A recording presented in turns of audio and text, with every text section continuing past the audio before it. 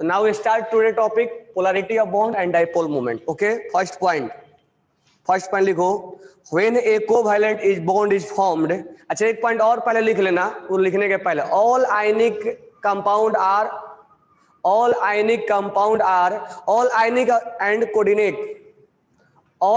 And coordinate compound are polar. All ionic and coordinate are polar. वो polar होना जरूरी है, होगा ही होगा, क्योंकि उस पर चार्ज डेवलप होना तो जरूरी है ना। पोल डाइपोल, पोल क्रिएट होना जरूरी है।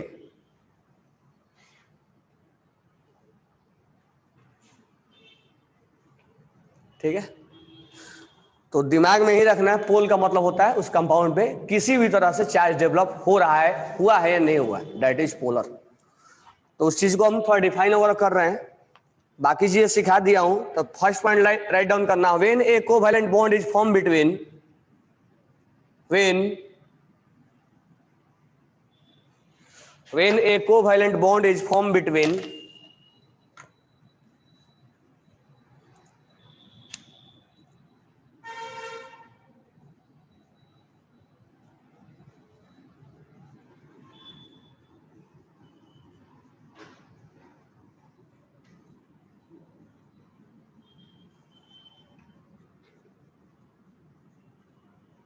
when a covalent bond is formed between covalent bond किसके बीच में, to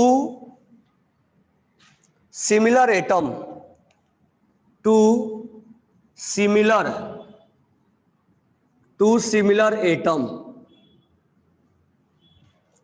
like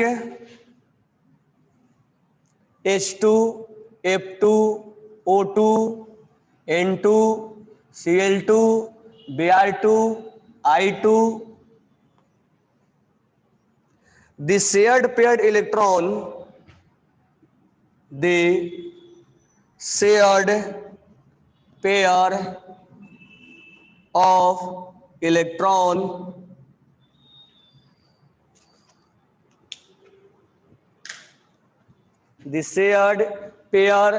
of electron situated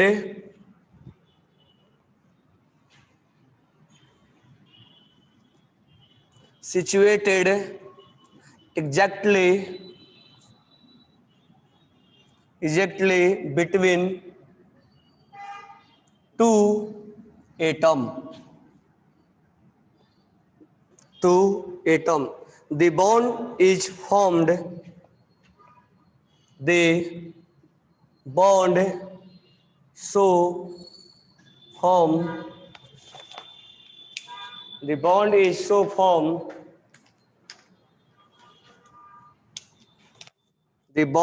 formed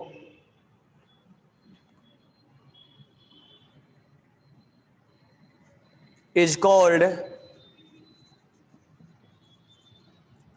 non-polar covalent bond। ये कोवैलेंट के बारे में बात कर रहा है, हम आयनिक के बारे में बात नहीं कर रहे। ऑल आयनिक आर पोलर, हम ज्यादा बात करेंगे कोवैलेंट के बारे में। इसका मतलब ये नहीं कि आयनिक पोलर नहीं होता है, आयनिक नॉन पोलर का नाम भी नहीं लेंगे, आयनिक पोलर होता ही होता है। हम यहाँ ज्यादा बात करेंगे कोवैलेंट, क्योंकि इसमें भी प्रॉब्लम है, कहीं पोलर होगा कहीं नॉन पोलर होगा। Is non polar covalent bond. कहने का मतलब ये है, जैसे H2 है, H2 अपना इलेक्ट्रॉन शेयर किया है, तो कह रहा है कि ये इलेक्ट्रॉन जो बॉन्ड बना है शेयरिंग में, ये दोनों बीच में है, मतलब दोनों का अधिकार सेम है, दोनों का राइट्स क्या है, सेम है। ठीक है, ये शिफ्टिंग नहीं हुआ है, ना तो इधर हुआ है ना तो इधर हुआ है, एग्जैक्ट बीच में है। तो शिफ्टिंग होगा तब चार्ज डेवलप होगा, तो ये दोनों का अधिकार सेम है, इसीलिए ये सब क्या है, नॉन पोलर है। यदि इस पे चार्ज डेवलप नहीं होगा, क्योंकि इसका इलेक्ट्रॉन नेगेटिविटी भी क्या है, सेम है। तो shared pair of electron situated exactly between the atom, यानी दोनों एटम के बीच में कहीं शिफ्टिंग एक साइड नहीं हुआ है। क्यों शिफ्टिंग एक साइड नहीं हुआ है, क्योंकि दोनों का इलेक्ट्रॉन नेगेटिविटी क्या है, सेम है, इसीलिए इन पे चार्ज डेवलप नहीं होगा। नेक्स्ट पॉइंट लिखेंगे, if a covalent bond is formed between next point लिखना, if a covalent bond is formed between, if a covalent bond is formed between two dissimilar between two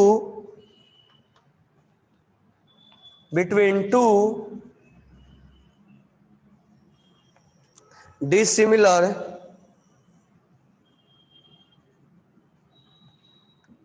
atom like HF HCl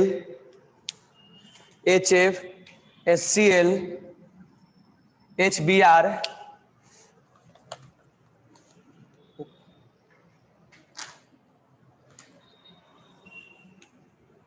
HCl HF HBr HI, dissimilar बहुत सारा हो सकता है, ये केवल हमने दो ही पकड़ा है।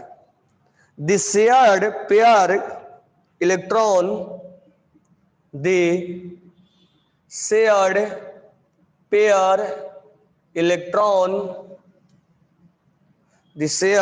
pair electron get displaced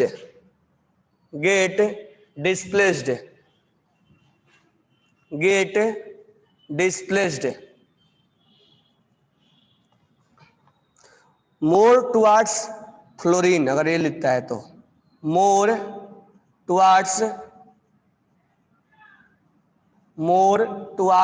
fluorine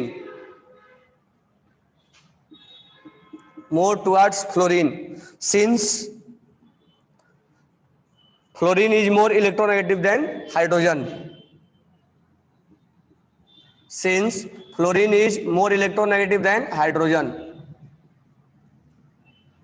Fluorine is more electronegative than hydrogen. Such bond is called polar covalent bond. Such bond is called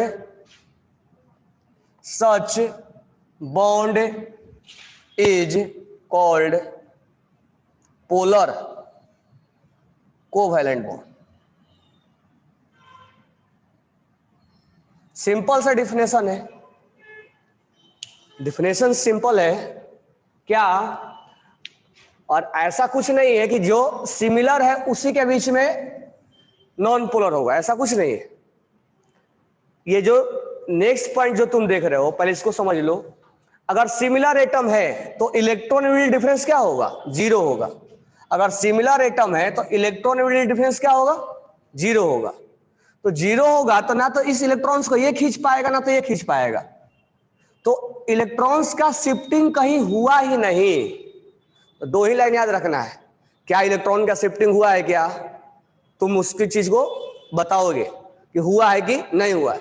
अगर हुआ है तो पोलर है क्योंकि चार्ज डेवलप होगा, और नहीं हुआ है तो नॉन पोलर है, बात खत्म। If electron will be shifted towards one side atom, किसी एक तरफ चला गया है किसी रीजन से, इलेक्ट्रोनेगेटिव होने की वजह से या कुछ भी सिमिलरिटी नहीं होने की वजह से, अगर इलेक्ट्रॉन का शिफ्टिंग हुआ है, अगर इलेक्ट्रॉन शिफ्ट हुआ है किसी साइड, शिफ्ट हुआ है तो चार्ज डेवलप होगा, और उस चार्ज जब डेवलप होगा तो पोलर हो जाएगा। बस इतना ही दिमाग में रखना है। अब हमें इसका आइडिया लगाते रहना है कि इलेक्ट्रॉन कहाँ शिफ्ट हो रहा है कहाँ नहीं हो रहा है। तो हम मेन जो शिफ्टिंग सोचते हैं वो कोवैलेंट में सोचते हैं, आयनिक में तो सोचने की जरूरत ही नहीं है, कोऑर्डिनेट में सोचने की जरूरत ही नहीं है, क्योंकि कोऑर्डिनेट को जब हम फॉर्मल चार्ज में बदलते हैं तो चार्ज आना मस्ट है। तो मेन जो है हमारा चार्ज लाना है, चार्ज के बारे में सोचना है कि चार्ज डेवलप हुआ है कि नहीं हुआ है। तो उस केस में हम इलेक्ट्रॉन का शिफ्टिंग सोचते हैं, इसीलिए वेक्टर के फॉर्म में हम देखा करते हैं, इसीलिए हम वेक्टर के फॉर्म में देखते हैं। समझ में आया क्या? तो अगर सिमिलर एटम है तो उनके अंदर जो इलेक्ट्रॉन शेयरिंग में है वो बिल्कुल एग्जैक्ट बीच में रहेंगे, ना तो ये अट्रैक्ट कर पाएगा ना तो ये, क्योंकि दोनों का इलेक्ट्रॉनिटी क्या है, सेम है। तो इस पे चार्ज डेवलप हुआ क्या, नहीं हुआ, इसीलिए क्या होगा, ये नॉन पोलर होगा। लेकिन ऐसा कुछ जरूरी नहीं है कि हर सिमिलर चार्ज ही नॉन पोलर होगा, कि हर बार सिमिलर तो होना मस्ट है, सिमिलर तो नॉन पोलर होगा ही होगा। लेकिन डिसिमिलर भी नॉन पोलर हो सकता है, यही हमारा मेन निकालने के लिए रहता है। If covalent bond is formed between dissimilar atom, दो अलग अलग एटम के बीच में होता है। यहां बाइनरी एटम हमने लिया है, दो एटम है, यहां पे दो एटम है। Shared pair electron get displace more towards fluorine, या क्लोरीन या ब्रोमीन या आयोडीन। तो यहां पर अगर बॉन्ड बनेगा तो ये जो इलेक्ट्रॉन है हाइड्रोजन वाला, ये हाइड्रोजन वाला इलेक्ट्रॉन फ्लोरीन क्या करेगा, अपने तरफ खींचने की कोशिश करेगा। तो जब कोशिश करेगा, क्योंकि इसका इलेक्ट्रॉनिटी क्या है, ज्यादा है, इस तरह से ये फ्लोरीन कहां शिफ्ट, इलेक्ट्रॉन कहां शिफ्ट हो जाएगा, फ्लोरीन के तरफ। और जब शिफ्ट होगा तो उस पर क्या चार्ज होगा, चार्ज क्रिएट होगा।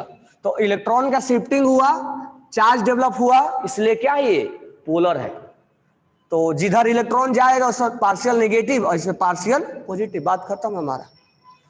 और इसी शिफ्टिंग को हमें बार बार देखना है। ये तो हम आसान आसान चीजें एग्जाम्पल लिए। अब यही हमारा मेन है कि शिफ्ट हुआ है कि नहीं हुआ है। तो इसको हम कैसे देखेंगे, वेक्टर की तरह सोचेंगे, क्योंकि थोड़ा सा और हम एग्जाम्पल बढ़ाएंगे तो कैसा सोचेंगे, वेक्टर। लेकिन मेन जो है वो पोलर और नॉन पोलर का डिफिनेशन नहीं बोलता है। जहां चार्ज डेवलप नहीं हुआ, जहां इलेक्ट्रॉन शिफ्टिंग नहीं हुआ, अब ऐसा कोई जो है नहीं कि हमेशा सेम सिमिलर एटम होगा तभी नॉन पोलर होगा, बाकी सब पोलर होंगे, ऐसा नहीं है। अलग अलग एटम भी क्या हो सकते हैं, जैसे यहां पर मैं लिख दूं BF3, this one is also non polar. अब ये डिसिमिलर एटम है फिर भी ये नॉन पोलर में आता है। CO2 में लिख दूं, अलग अलग एटम है फिर भी ये इसमें आता है। तो ये हमेशा फिक्स नहीं, ये इनके लिए फिक्स है, लेकिन ये हमेशा फिक्स नहीं है कि डिसिमिलर एटम हमेशा पोलर होंगे। सिमिलर एटम हमेशा पोलर होंगे, 100% तय है, ठीक है। और अभी ओजोन नहीं है, ओजोन मत बोल देना, अभी सिमिलर एटम, उसमें प्रॉब्लम क्रिएट कर देगा। खासकर दो एटम के बीच में देखना आसान हो जाता है। ओजोन जो है वो उसमें कोऑर्डिनेट है, वो पोलर है। तो दो एटम, ऐसा दो एटम, बाइनरी एटम के बारे में सोचते हैं, ठीक है। तो पोलर और नॉन पोलर का मीनिंग समझ में आ गया। इलेक्ट्रॉन अगर शिफ्ट होगा तो पोलर होगा, इलेक्ट्रॉन शिफ्ट नहीं होगा तो नॉन पोलर होगा। तो हमें पहचानना है। तो ये सबसे आसान आसान चीजें हैं कि कहां पर पोलर होगा, कहां पर नहीं पोलर होगा। इससे एग्जाम्पल हमने ज्यादा करवाया है। और वेक्टर की तरह तुम सोचोगे, मैंने वहां इलेक्ट्रॉन सेंटर में रख के और आपको वेक्टर के जैसा बताया है। तो नेक्स्ट पॉइंट हम लिखेंगे,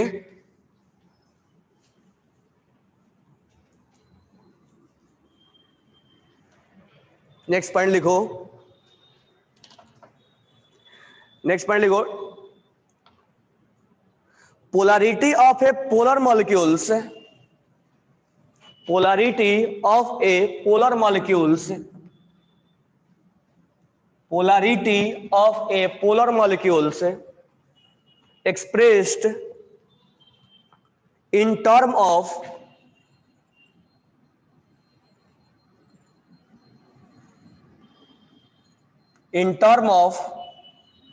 dipole moment, dipole moment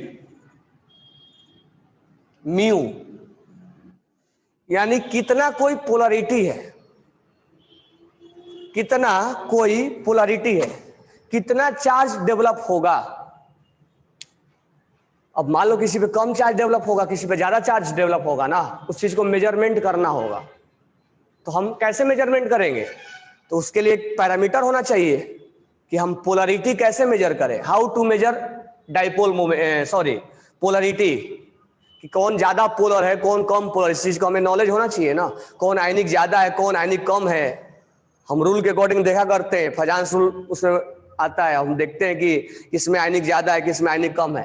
तो इसमें भी पोलर और नॉन पोलर, अब HF है, HCl है, ये भी पोलर है और ये भी पोलर है, लेकिन हम जानते हैं कि एक ज्यादा पोलर है एक कम पोलर है। तो इस चीज को मेजरमेंट अगर करना होगा तो कैसे करेंगे, वो करेगा कौन, डाइपोल मोमेंट। तो म्यू बताता है कि किसका पोलैरिटी ज्यादा है और किसका पोलैरिटी कम है। यानी म्यू एक्सप्रेस क्या करता है, ये डाइपोल मोमेंट क्या एक्सप्रेस करेगा, पोलैरिटी मेजर करने के लिए, how to measure polarity on the molecules. कैसे हम पोलरिटी को मेजर करें, समझ में आ गया। अब एक चीज यहां से निकल के आता है, जो अगर पोलर है तो लिख लेना, अगर ये पोलर है तो म्यू नॉट इक्वल टू 0 होगा। नॉर्मल तरीके से अगर एग्जाम में क्वेश्चन पूछा जाता है तो आपको पोलरिटी निकालने के लिए नहीं पूछा जाता है। अगर नॉन पोलर है तो उसके लिए म्यू क्या बोल दिया जाता है, 0 बोल दिया जाता है। अच्छा, ये नहीं है तो इसका वैल्यू निकाला जाता है, लेकिन एग्जाम में निकालने के लिए नहीं पूछेगा। हम यहाँ पढ़ाएंगे निकालने के लिए, बट एग्जाम में नहीं पूछेगा। पूछता भी है तो डेटा देगा, वो उसको डेटा देना पड़ेगा, हम ऐसे नहीं निकालेंगे। हम अगर लॉजिकल थ्योरेटिकल बातें करेंगे तो 2 ही बातें कर सकते हैं, या तो पोलर है या तो नॉन पोलर है। तो नॉन पोलर है तो म्यू 0 बोल देंगे, और अगर पोलर है तो हम म्यू नॉट इक्वल टू 0 बोल देंगे। हम वैल्यू नॉर्मल कंडीशन में उसको हम निकाल नहीं सकते जब तक वो डेटा नहीं देगा। तो क्या डेटा देगा, कैसे निकालेंगे, हम बात करेंगे। लेकिन अगर नॉन पोलर है तो डाइपोल मोमेंट आप 0 लिखोगे, म्यू 0 लिखोगे। अगर पोलर है तो म्यू नॉट इक्वल टू 0 लिखोगे। अगर डेटा देता है तो हम डेटा से निकालेंगे, तो इसको लिख लेना, ठीक है। और एक चीज ध्यान रखो, बोले या नहीं बोले, बोर्ड पे जो चीज लिख दिए तुम्हें अब समझ में आना चाहिए कि हमें क्या लिखना है क्या नहीं लिखना है, ठीक है। यानी कि टीचर बोले तो हमें लिखना है। जो चीजें लगे कि एक्सेप्ट करने लायक है उसको एक्सेप्ट करो, वो लिखो उसको। ये नहीं कि सर बोलेंगे लिखने के लिए तब मैं लिखूंगा।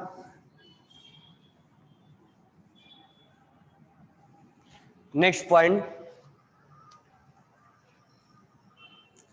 अब हम नीचे लिखेंगे डाइपोल मोमेंट। अब हम एक न्यूमेरिकल के लिए पढ़ रहे हैं। देखो एक चीज जो यहाँ डाइपोल मोमेंट का मैं वैल्यू लिखवा रहा हूँ, ज्यादा इंपॉर्टेंट नहीं है ये, बस इतना ही इंपॉर्टेंट था कि डाइपोल पोलर और नॉन पोलर का मीनिंग समझना और पोलर और नॉन पोलर निकालना, मतलब कौन पोलर है कौन नॉन पोलर है, और कंपेयर कराना। ये एग्जाम में क्वेश्चन आता है। अभी जो लिखवा रहा हूं एग्जाम में ज्यादा क्वेश्चन नहीं आता, लेकिन लिखना पड़ेगा। अब पोलरिटी, अब हमें जानना है कि HCl ज्यादा पोलर है कि HF ज्यादा पोलर है। HF ज्यादा पोलर है या HBr ज्यादा पोलर है, हमें इस चीज को कैलकुलेट करना है। लॉजिकल बोले तो हमें आइडिया नहीं लगाना है कि मोर इलेक्ट्रोनेगेटिव वाला है तो पोलर ज्यादा होगा। ऐसे भी इसका पोलरिटी क्या होगा, ज्यादा होगा। म्यू का वैल्यू क्या होगा, ज्यादा होगा। लेकिन इस चीज को हमने लॉजिकल ऐसे बताया, कंपेयर करके इलेक्ट्रोनेगेटिविटी के बेस पे बताया। लेकिन हमें डेटा अगर दिया जाए तो हम कैसे कैलकुलेट करेंगे, तो लिखो डाइपोल मोमेंट,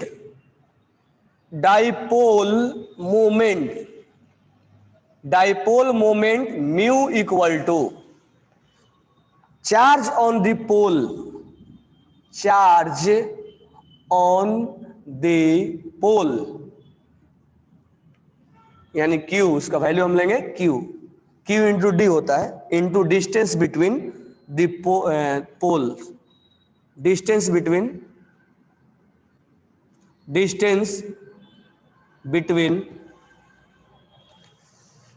द पोल, यानी मान लो ये है H और F का निकालना है डाइपोल मोमेंट, तो इसके ऊपर हम चार्ज कितना डेवलप हुआ वो हमें मालूम होना चाहिए, और इनके बीच का डिस्टेंस कितना है वो हमें मालूम होना चाहिए। तो ये हमें कैलकुलेट नहीं करना है, ये आपको डेटा में दिया जाएगा।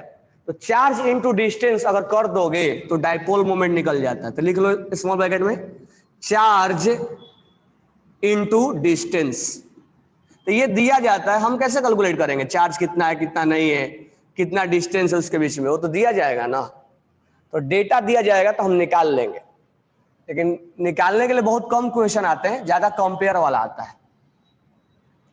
तो अगर इस मॉलिक्यूल्स का चार्ज दे दिया जाए और डिस्टेंस दे दिया जाए तो हम डाइपोल मोमेंट निकाल लेंगे, ठीक है।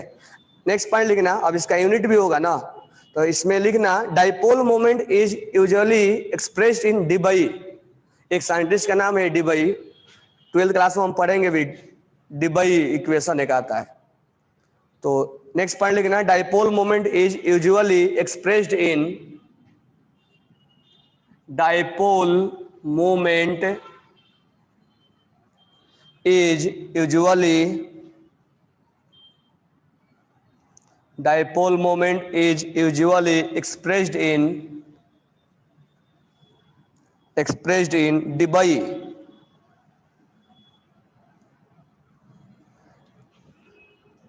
डी लिखा जाता है,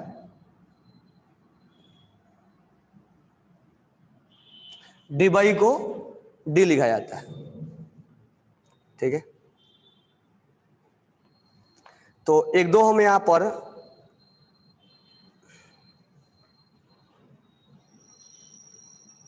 अच्छा, यहां पर हम ऐसे भी यूनिट लिख सकते हैं। चार्ज का यूनिट क्या होता है? कूलम, और एक इसका क्या हो जाएगा? मीटर। तो हम इसका एक और यूनिट लिख सकते हैं, चार्ज का unit coulomb into metre, CM लिख लेना, सेंटीमीटर नहीं है, कूलम इंटू मीटर है।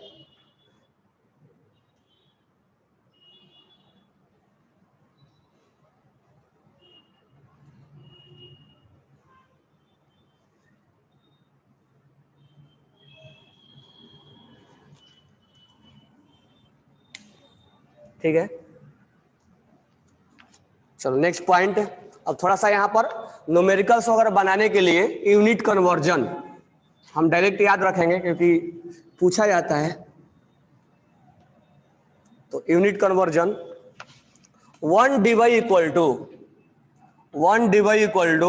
3.33564 इंटू 10⁻⁻30 कूलम मीटर है। ये कूलम मीटर है, एसआई यूनिट में दिया हुआ है, पढ़े होगा फिजिक्स में ना एसआई यूनिट।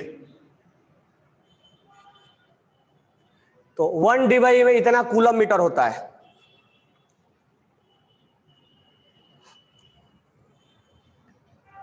और 1 डिवाई में 10⁻80 ESU CM होता है।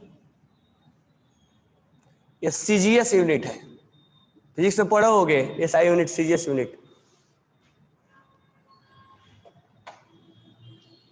तो डाइपोल मोमेंट का एक कन्वर्जन है, जब हम न्यूमेरिकल बनाएंगे तो याद आएगा। तो डाइपोल मोमेंट का फॉर्मूला क्या हो गया? चार्ज इंटू डिस्टेंस, और चार्ज का यूनिट कूलम और डिस्टेंस का यूनिट मीटर, या जैसा भी एंगस्ट्रम में दिया है तो उसको चेंज करेंगे। नेक्स्ट पॉइंट लिखेंगे, dipole moment is A vector quantity. Dipole moment is A vector quantity. Dipole moment is A vector quantity, यानी हमने आपको कंपेयर करने के लिए जब बताया था तो बताया था कि ये इलेक्ट्रॉन यहां रख दो और उसको देखो कि कैंसिल आउट हो रहा है कि नहीं हो रहा है। तो हमने बोला भी था कि वेक्टर की तरह हम सोचेंगे। इसके बाद हमने बोला भी था कि वेक्टर की तरह हम सोचेंगे।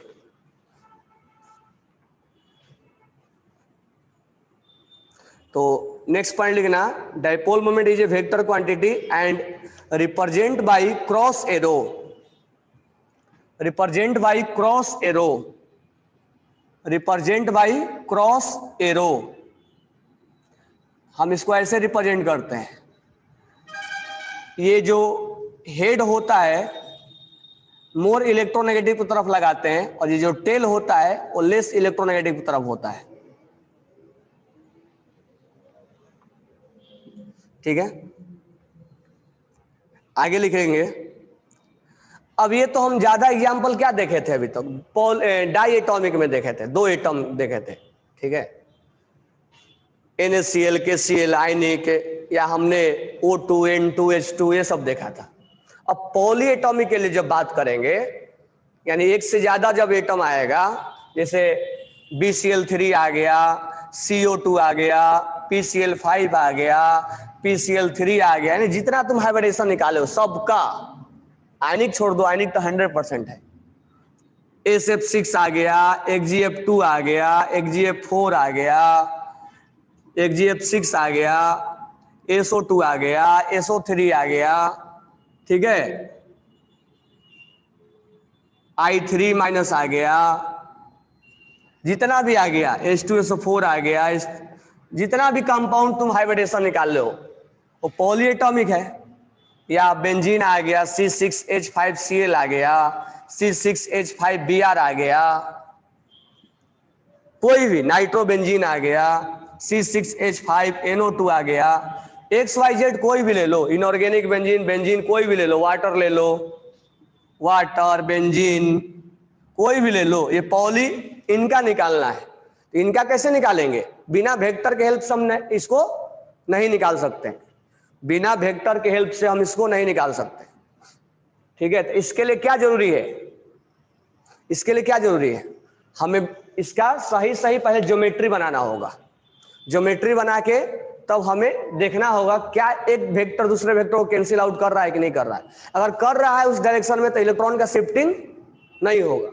अगर शिफ्टिंग हुआ तो इलेक्ट्रॉन उधर शिफ्ट करेगा, और जब शिफ्टिंग होगा तो चार्ज डेवलप होगा, तो क्या हो जाएगा? पोलर। तो बस आपको इतना ही मालूम करना, और यही मेन क्वेश्चन इसका।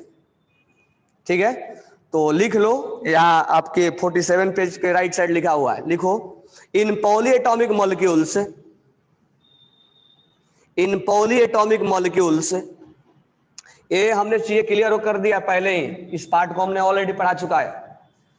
इन polyatomic molecules the dipole moment not only depend upon the polyatomic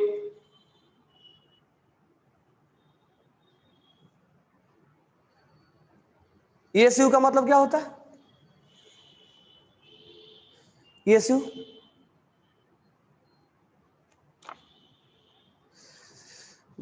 लिखो in polyatomic molecules the dipole moment not only depend upon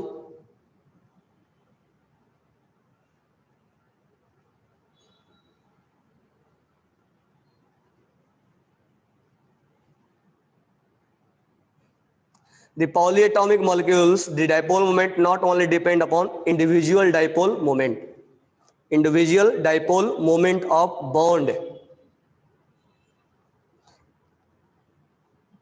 not depend upon individual dipole moment of bond, known as bond dipole, known as bond dipole.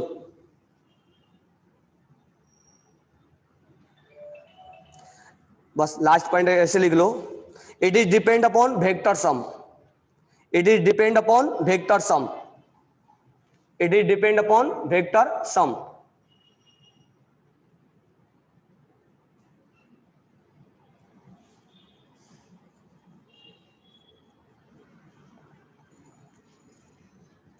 ESU का मतलब होता है static coulomb. Physics में पढ़ोगे ना? नहीं पढ़ा, आता फिजिक्स में आएगा। Static coulomb, STATIC coulomb, static coulomb. अभी जब हम न्यूमेरिकल बनाएंगे ना तो इस बात पर फोकस करेंगे। तो कहने का मतलब है ये सबसे इंपॉर्टेंट पार्ट है। अगर पॉलीएटॉमिक दिया जाए और इसमें हमें डाइपोल मोमेंट निकालना है तो इसमें हमें कैसे सोचना पड़ेगा? वेक्टर की तरह सोचना पड़ेगा, और ये देखना पड़ेगा कि वेक्टर कैंसिल आउट हो रहा है कि नहीं हो रहा है। और इसको देखने के लिए हमें ज्योमेट्री सही सही आना चाहिए कि लोन पेयर कहाँ रखे, एक्सियल पर रखे कि इक्वेटोरियल पर रखे, या ज्योमेट्री सिमिलर दिख रहा है कि नहीं दिख रहा है। मतलब अगर हमें निकालना है, जैसे इसमें अब PCl5 का निकालना है तो पहले हम PCl5 का जैसे मन करेगा वैसे नहीं बना देंगे। PCl5 का हम सही सही ज्योमेट्री निकालेंगे, ट्रायगोनल बाई पिरामिडल। अभी यहां इलेक्ट्रॉन रख दो, मैंने समझने के लिए बोला था, यहां इलेक्ट्रॉन रख दो। इस दोनों में इसका इलेक्ट्रॉनिटी ज्यादा है, ये इधर अट्रैक्ट करेगा, इधर ऐसे वेक्टर लगा दो।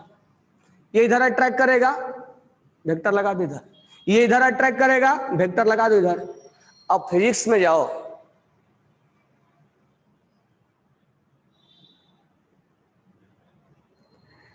फिजिक्स में जाओ, और फिजिक्स में जाने के बाद ये क्या होता है?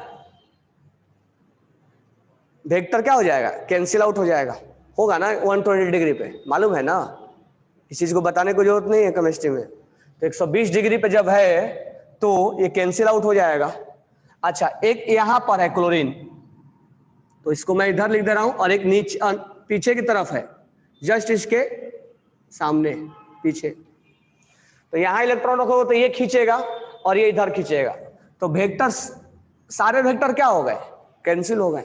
तो क्या इलेक्ट्रॉन्स का शिफ्टिंग हुआ? क्या नहीं। तो इलेक्ट्रॉन्स का हम शिफ्टिंग ही बार बार देख रहे हैं, तो कैसे? वेक्टर से।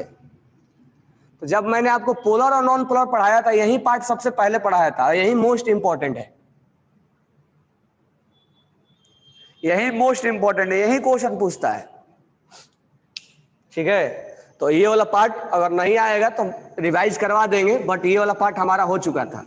हम यहाँ मेन जो पढ़ा रहे थे उस थोड़ा बहुत न्यूमेरिकल्स पे बातें करने वाले थे कि इसके रिगार्डिंग अगर न्यूमेरिकल्स आता है, आयनिक परसेंटेज निकालना उकालना अगर आता है तो हम कैसे निकालेंगे। नेक्स्ट पॉइंट हम लिखेंगे calculation of resultant vector moment. Calculation of resultant vector moment.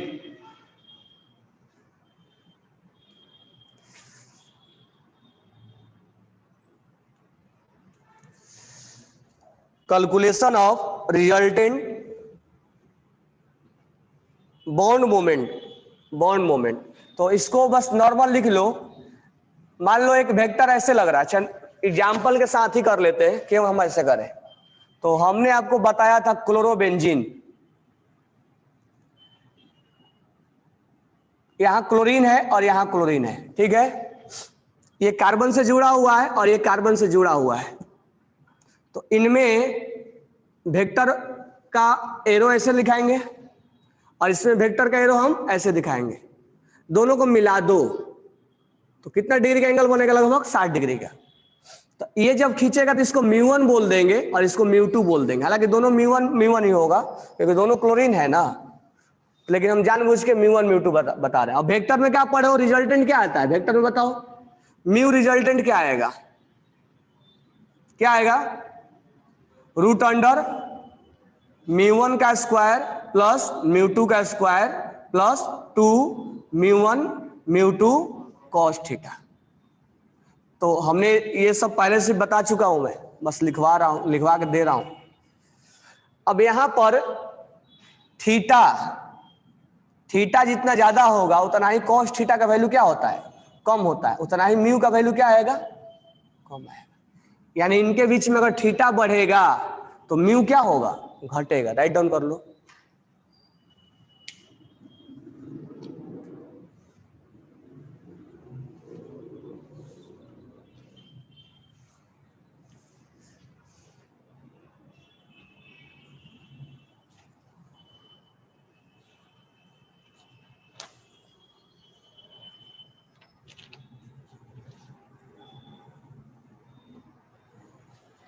चलिए लिख लिए। चलो अगले नेक्स्ट पेज पे आ जाओ, पेज नंबर 48 पे। पेज नंबर 48 पे अब बस एक न्यूमेरिकल रह गया है, बाकी चीजें मैं आपको ऑलरेडी बता चुका हूं। तो पेज नंबर 48 पे आ जाओ, एप्लीकेशन ऑफ डाइपोल मोमेंट। मैं केवल बस रीड कर रहा हूं, ध्यान से सुनना। Dipole moment is helpful in prediction the geometry of molecules. यानी मान लो हमें पहले मालूम चल गया क्या कि ये मॉलिक्यूल्स नॉन पोलर है, ये मॉलिक्यूल्स नॉन पोलर है, तो हमें थोड़ा बहुत डायरेक्शन के बारे में आइडिया लग जाता है। इसका मतलब जो ये बॉन्ड है वो इस साइड होंगे, इधर होंगे, ये कैंसिल कर रहा होगा, ये कैंसिल कर रहा होगा। तो डाइपोल मोमेंट के हेल्प से थोड़ा बहुत हम, ये नहीं कि पूरा का पूरा कि डाइपोल मोमेंट सब कुछ बता देता है कि इसका ज्योमेट्री क्या है, ऐसा कुछ नहीं है। लेकिन डाइपोल मोमेंट हेल्प करता है। अगर मान लो पोलर है, मान लो PCl5 के बारे में हमें जानना होगा कि PCl5 मालूम चल गया हमें नॉन पोलर है, तो हम ऐसा कैसे रखेंगे 5 क्लोरीन को कि ये उसकी नॉन पोलर बना दे। तो हमें थोड़ा बहुत समझ में आएगा, आइडिया लगाएंगे कि यहाँ पर रखेंगे तो 0 होगा, यहाँ पर हम ऐसे रखेंगे तो 0 होगा। तो थोड़ा बहुत आइडिया हम लगा सकते हैं, ठीक है। ये नहीं कि 100% डाइपोल मोमेंट ही बताएगा कि ज्योमेट्री क्या होता है। तो डाइपोल मोमेंट के हेल्प से हम थोड़ा बहुत ज्योमेट्री, पेज नंबर 48।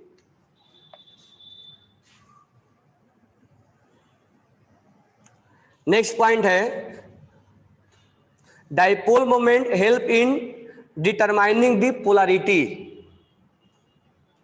अगर लिखना चाहते हो तो लिखो, अदरवाइज कोई वो नहीं है, लिखो। हेडिंग डालो application of dipole moment. Application of dipole moment पहला लिख लो। Dipole moment is helpful in predicting the geometry of molecules. Dipole moment is helpful in predicting the geometry of the molecules. मतलब पोलरिटी और non polarity अगर मालूम चल जाए तो उसके हेल्प से थोड़ा बहुत हम आइडिया लगा सकते हैं कि एटम कहाँ है कहाँ नहीं है. नेक्स्ट है dipole moment help in determining the polarity. Dipole moment help in determining the polarity.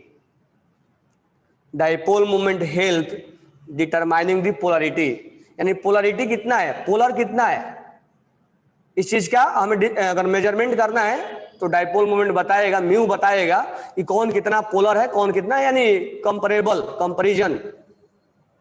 तो कंपैरिजन दो टाइप से निकाल सकते हैं, या तो लॉजिकल निकाल लेंगे या तो डेटा दिया जाएगा तो निकालेंगे. तो डेटा वाला मैं बता रहा हूं, लॉजिकल वाला बता चुका हूं. डाइपोल मोमेंट का अच्छा कंपेयर थोड़ा सा रह गया है, बट कौन पोलर है कौन नॉन पोलर है इसका बता चुका हूं मैं. नेक्स्ट लिखेंगे dipole moment can distinguish between, dipole moment can be distinguish between symmetrical and non-symmetrical molecules. Dipole moment can distinguish symmetrical and non-symmetrical molecules. Dipole moment can be distinguished symmetrical and non-symmetrical molecules. Symmetrical का मतलब क्या होता है, मतलब एक जैसा. इस carbon के इधर ऑक्सीजन है, इस कार्बन के लीनियर टाइप का है. सिमेट्रिकल का मतलब ये हुआ ना कि एक जैसा है ये, ठीक है. तो नीचे लिखो CO2 has zero dipole moment is a symmetrical. CO2 has zero dipole moment, CO2 has zero dipole moment, it is symmetrical where water is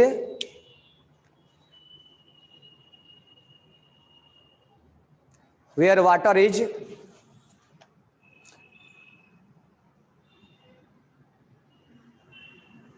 is polar and dipole moment is 1.85.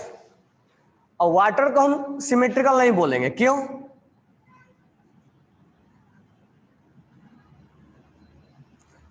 थोड़ा सिमेट्रिकल इस type से बोला जाता है कि इधर गए same उधर गए. अब ये नहीं कि उधर गए और फिर इधर गए वहीं मिल रहा है, उसको हम सिमेट्रिकल नहीं बोलेंगे. तुम ऐसे नॉर्मल केस में सोचो, यहां पर खड़े हो गए, इधर गए और इधर गए. अगर ऐसे सोचो कि सर इधर भी गए तो ट्री मिला और इधर भी गए तो ट्री मिला, तो सिमेट्रिकल बोलेंगे क्या? एक नॉर्मल केस में हम क्या बोलेंगे, एक साइडेड होना चाहिए, इधर मिले तो तब बोलते सिमेट्रिकल.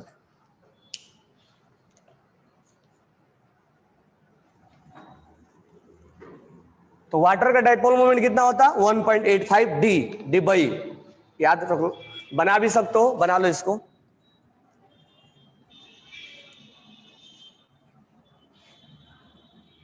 तो water is a polar solvent.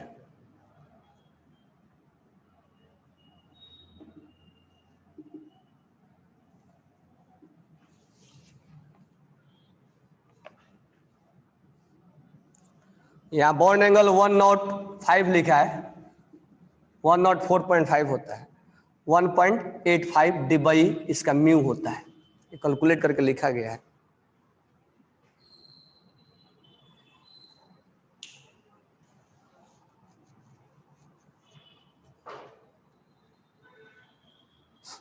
अब इसको जो है डिबाई को बदल दिया गया है कूलम मीटर में.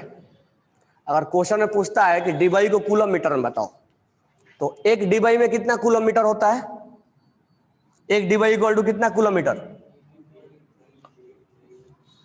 अब ये भी लिखवाया था मैंने, एक डिबाई में 3.33564 इंटू 10⁻³ कूलम मीटर. अब इस म्यू का जो वैल्यू दिया है डिबाई में दिया है, हमें चाहिए कूलम मीटर में, तो क्या कर देंगे, मल्टीप्लाई कर देंगे. तो मल्टीप्लाई करके डायरेक्ट लिख लो, मल्टीप्लाई करके और हम डायरेक्ट लिख लेंगे क्या,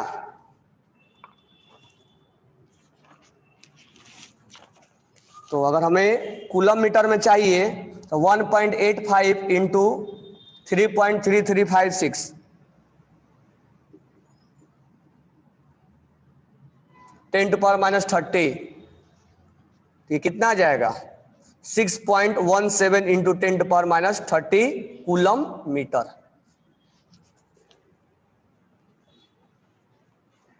ठीक है, नेक्स्ट पॉइंट लिखो, NH3 has higher dipole moment than NF3। Next point लिखेंगे, NH3 has higher dipole moment, NH3 has higher dipole moment, NH3 has higher dipole moment than NF3। ठीक है, कैसे? यहां क्या है, यहां पर क्या है? अब सोचो कि ये इलेक्ट्रॉन कौन खींचेगा, ये कौन खींचेगा, ये कौन खींचेगा, और लोन पेयर क्या करता है, अपने तरफ खींचता है। तो सब इलेक्ट्रॉन्स का खींचना एक तरफ है, ये कहां है, इधर है, ये इधर है, ये इधर है, ये इधर है, ये सब एक तरफ खींच रहा है। तो इधर शिफ्टिंग क्या होगा, ज्यादा होगा, ज्यादा होगा ना। तो इधर इलेक्ट्रॉन का शिफ्टिंग क्या होगा, ज्यादा होगा, तो इसीलिए इसका म्यू क्या होगा, ज्यादा होगा।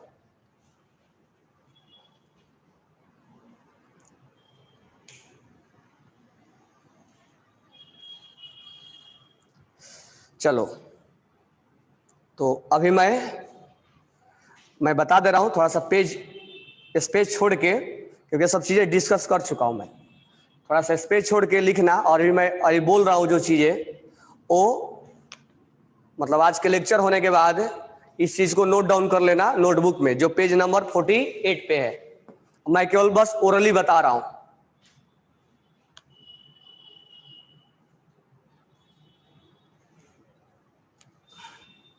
अच्छा, एक पॉइंट और लिख लो, अगर मान लो पूछ दिया NH3 में, NCl3 में और NF3 में, तो ध्यान दो इसको, अब ध्यान देना।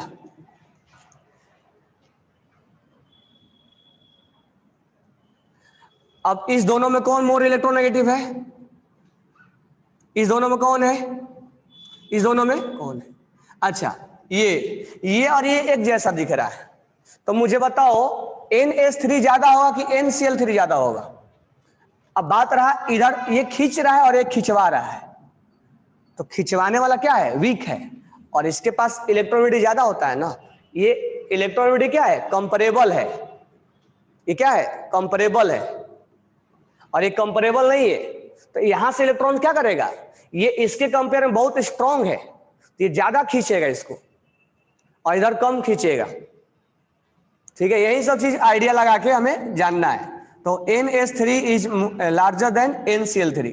अच्छा, ये नहीं होगा क्योंकि ये तो अपोजिट और ये अपोजिट है, और लास्ट में क्या आएगा, NF3। तो आएगा कंपेयर के लिए, तो लिख लेना, तो लिख लो इसको पहले। अच्छा, इसका लॉजिक बता सकते हो ना, क्यों? इसको नोट डाउन करो, जो बोर्ड पे डायग्राम निकाला हुआ है, जो बोर्ड पे डायग्राम निकाला हुआ वो नोट डाउन कर लो। इसके बाद आगे वाला जो पॉइंट है, सिस और ट्रांस और ऑर्थो मेटा पैरा, वो बाद में नोट डाउन करना, हालांकि वो बता चुका हूं मैं।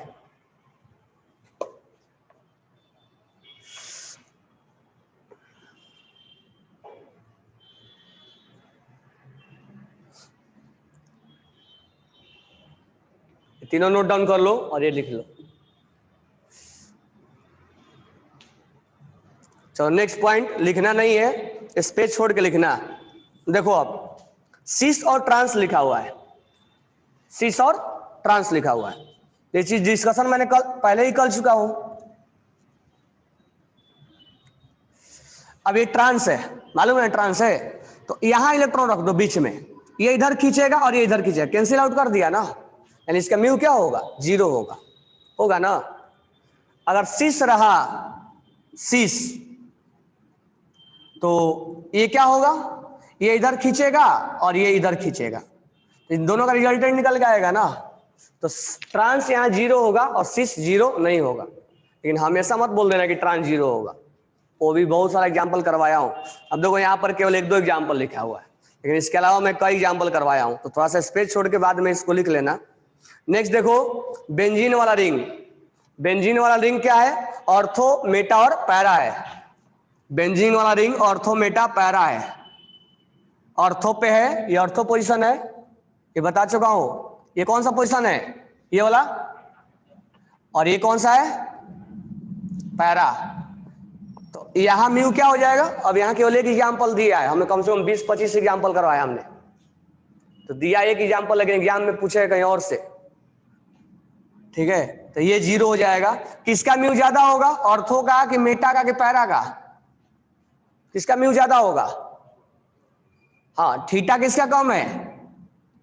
इसका। ये तो 0 हो जाएगा ना, तो थीटा कम तो म्यू ज्यादा, तो ऑर्थो का ज्यादा होगा, फिर मेटा का, देन पैरा का। ये सब चीजें ऑलरेडी डिस्कशन हो चुका है, अगर नहीं लिखे होगे तो स्पेस इसलिए बोला छोड़ देना, ये केवल 1-2 एग्जाम्पल दिया हुआ है। उसके बाद सीएन लगाया, इसने सीएन लगाया, हमने लीनियर नॉन लीनियर दोनों पढ़ाया है, तो यहां पर सीएन लगा हुआ है, तो इसका म्यू क्या हो जाएगा? यहां पर अगर सीएन लगेगा तो ये खींचेगा, नाइट्रोजन खींचता है ना, तो सीएन ऑर्थो पे, मेटा पे, पैरा पे लगेगा तो क्या हो जाएगा? 0 हो जाएगा। हो जाएगा ना। लीनियर रहेगा तो क्या होगा? 0 होगा। नॉन लीनियर रहेगा तो नहीं होगा 0, यानी पैरा वाला नॉन लीनियर रहेगा तो 0 नहीं होगा। ये सब क्वेश्चन ऑलरेडी बता चुका हूं, ठीक है। उसके बाद जो नीचे लिखा हुआ है, दिस वन इज इंपॉर्टेंट, और आईआईटी जेईई पिछले साल क्वेश्चन आया हुआ है, कंपेयर वाला, और मैंने ये भी डिस्कस किया था किसका ज्यादा, क्लोरोफॉर्म वाला। तो मुझे बताओ कि CH-Cl3, इसको लिख लेना, इंपॉर्टेंट है, CH2Cl2। ध्यान रखना, जितना ज्यादा क्लोरीन होगा ना उतना ही कम, मतलब एक याद करने का तरीका बता दे रहा हूं, जितना ज्यादा क्लोरीन होगा उतना ही म्यू कम होगा। और ये आईआईटी जेईई 2019 का क्वेश्चन है, कंपेयर ही पूछा था।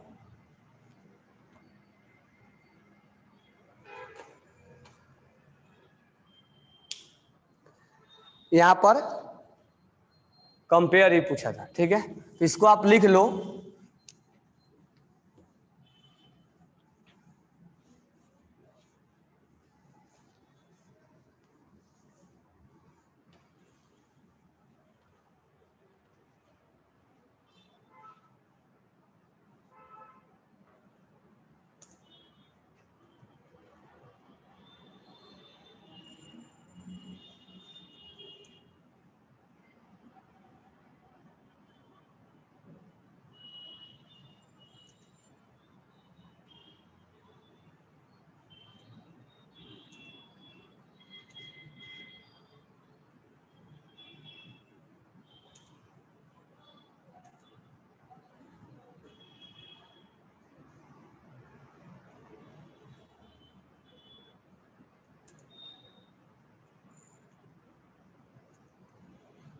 लिख लिए।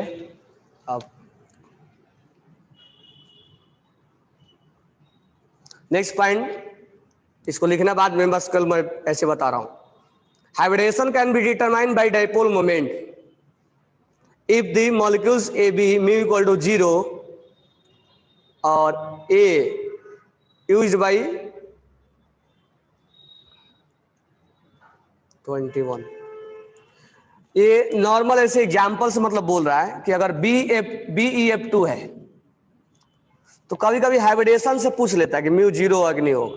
जैसे BeF2 है तो इसका म्यू अगर बोला कि 0 है तो उसको देना पड़ेगा डेटा कि एटॉमिक नंबर क्या है, कौन अटैच है, ऐसे नहीं हम बता सकते हैं। इसका म्यू क्या होगा? 0 होगा। लीनियर है ना ये, इसका म्यू क्या हो जाएगा? 0 हो जाएगा, क्योंकि यहां पर इलेक्ट्रॉन जो है रख देंगे और ये इधर खींचेगा और ये इधर खींचेगा। ये लर्निंग हो गया, ठीक है। नेक्स्ट लिखेंगे, लिखना मत, वो बाद में लिख लेना। डाइपोल मोमेंट इलेक्ट्रॉन एनर्जी, किसका डाइपोल मोमेंट ज्यादा होगा? HF का। देन किसका होगा? HBr के। समझ में आ गया क्यों होगा ना? जितना ज्यादा इलेक्ट्रॉन एक्टिविटी होगा उतना ही चार्ज क्या होगा? ज्यादा डेवलप होगा। More electronegative. अच्छा, कंपेयर हमेशा सिमिलर टाइप में कराएगा, ये नहीं कि एक इधर से ले लिया एक उधर से ले लिया बोला कंपेयर करो, ऐसा नहीं होता है। कंपेयर जब लॉजिकल करना है तो सिमिलर टाइप का लिया जाता है। तो इसमें अगर कंपेयर करना है तो इलेक्ट्रोनेगेटिविटी के बेस पे हम करेंगे, ठीक है। उसके बाद जो नेक्स्ट पॉइंट एक और है डाइपोल मोमेंट, HF, H2O और NH3, ये भी इलेक्ट्रोनेगेटिविटी के बेस पे किया गया है। जैसे यहाँ फ्लोरीन है, यहाँ पर ऑक्सीजन है और यहाँ नाइट्रोजन है, तो HF is larger than water, water is larger than NH2, तो fluorine is more electronegative than oxygen than nitrogen. Number of lone pair के बेस पे लिखा हुआ है। आगे Cl2N2 CO2 क्या होगा, 0 होगा, ठीक है। अगर सिमिलर स्ट्रक्चर आता है, ट्राइगोनल, प्लेनर या टेट्राहाइड्रल आता है तो क्या दिखाएगा, टेट्राहाइड्रल अगर आ गया तो क्या दिखाएगा, म्यू 0। जैसे CCl4, CCl4 क्या है, टेट्राहाइड्रल है ना, है या नहीं है, तो CCl4 का म्यू क्या होगा, 0। और हमने समझने के लिए कैसे बोला है, chlorine chlorine chlorine chlorine chlorine, mu 0 हो जाएगा इसमें। तो एक्चुअली CCl4 या ट्राइगोनल प्लेनर है BF3, लेकिन सिमिलर होना चाहिए, ये नहीं कि एटम दूसरा हो जाए तो नहीं चलेगा।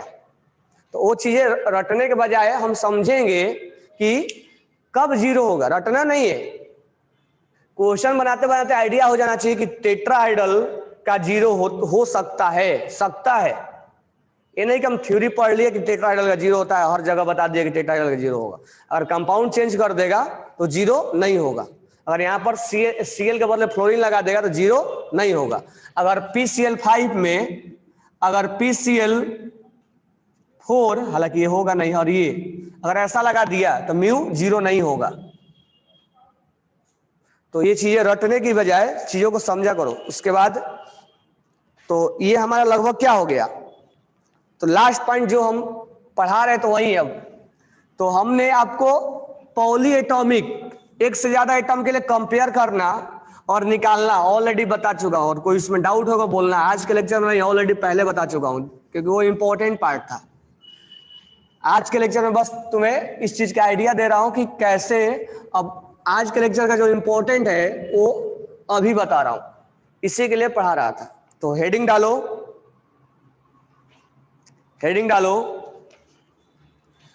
आयनिक कैरेक्टर ऑफ कोवैलेंट। याद होगा तुम्हें, आयनिक बॉन्ड में कोवैलेंट कैरेक्टर निकाले थे, आयनिक बॉन्ड में कोवैलेंट कैरेक्टर निकाले थे कि सर ये NaCl है और इसमें Na प्लस और Cl माइनस ओवरलैप हो गया, थोड़ा बहुत कोवैलेंट कैरेक्टर आ गया। तो आयनिक बॉन्ड 100% आयनिक कंपाउंड 100% आयनिक कैरेक्टर का नहीं होता है। इसमें ड्यू टू ओवरलैपिंग इसमें कुछ कोवैलेंट कैरेक्टर आ जाता है। राइट डाउन करते रहना, ड्यू टू ओवरलैपिंग, थोड़ा सा स्पेस छोड़ देना, जो बुकलेट में लिखा है उसको राइट डाउन कर लेना। Due to overlapping it has some covalent character. तो कोई भी आयनिक कंपाउंड 100% नहीं होता है, उसमें थोड़ा बहुत ओवरलैपिंग होता है। किसमें ज्यादा ओवरलैपिंग हो, किसमें कम ओवरलैपिंग हो, इस चीज का नॉलेज कौन देता है, इस चीज का कौन नॉलेज देता है, इस चीज का हमें नॉलेज देगा कौन देगा, फजांस रूल, ठीक है। अब ये बोल रहा है, अब इसका लाइन कहने का मतलब क्या है, जो अभी हमने हेडिंग लिखा, आयनिक कैरेक्टर इन कोवैलेंट बॉन्ड। अब एक चीज और तुम पीरियोडिक टेबल में पढ़े थे कि Cl2 Br2 F2 O2 N2 यानी सिमिलर एटम में जहां बना था उसमें पोलैरिटी डेवलप होता है क्या, उसमें चार्ज डेवलप होता है क्या, और चार्ज को आयनिक से बोला जाता है, जहां चार्ज है वो आयनिक है। तो जब इसका म्यू 0 है तो ये 100% क्या है, कोवैलेंट है।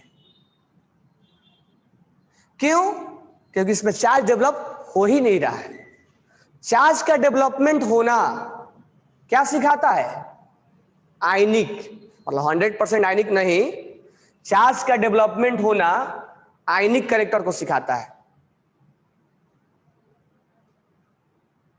तो इस चीज को तुम केमिकल बॉन्डिंग में पढ़े थे और समय पूछ भी रहे तो मैं बोला था कि बाद में बताएंगे कि प्योर कोवैलेंट सर कहां है?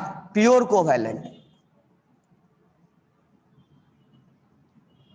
तो जहां चार्ज डेवलप नहीं होगा ना, ऐसा नहीं कि सिमिलर वाला, डिसिमिलर वाला भी हो सकता है, ऐसा नहीं कि सिमिलर वाला, जहां जहां म्यू 0 होगा वो प्योर कोवैलेंट होगा, क्योंकि उस पर चार्ज डेवलप नहीं हो रहा है। ये नहीं कि सिमिलर वाला केवल बात करेंगे, नहीं, जहां जहां म्यू 0 होगा वहां वहां बात करेंगे। BCl3 भी ले सकते हैं हम। जहां जहां चार्ज डेवलप नहीं होगा, जहां जहां म्यू 0 होगा, इसका म्यू 0 होने का मतलब वहां चार्ज डेवलप नहीं हो रहा है, इसका मतलब प्योर कोवैलेंट है, उसमें चार्ज का फॉर्मेशन हुआ ही नहीं।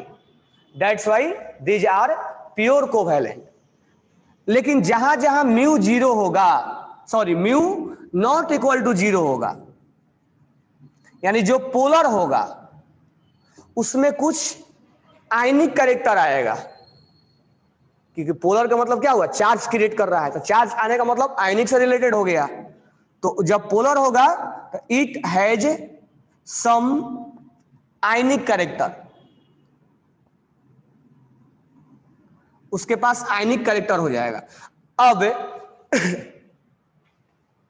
हमें यहां पर आयनिक परसेंटेज निकालना होगा।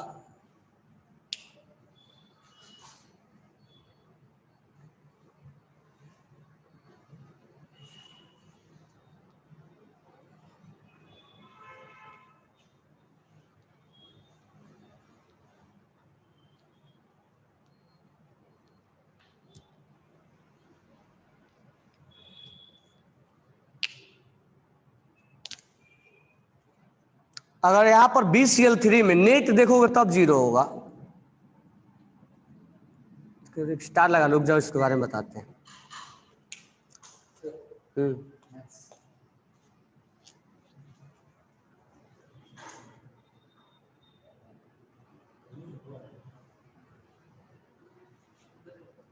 दो मिनट। तो यहां पर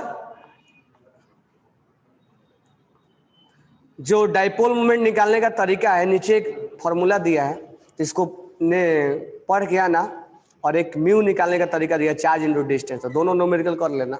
इसके ऊपर नेक्स्ट क्लास में हम न्यूमेरिकल करवाएंगे, फिर हमारा डाइपोल मोमेंट एंड हो जाएगा, फिर हम MOT स्टार्ट करेंगे।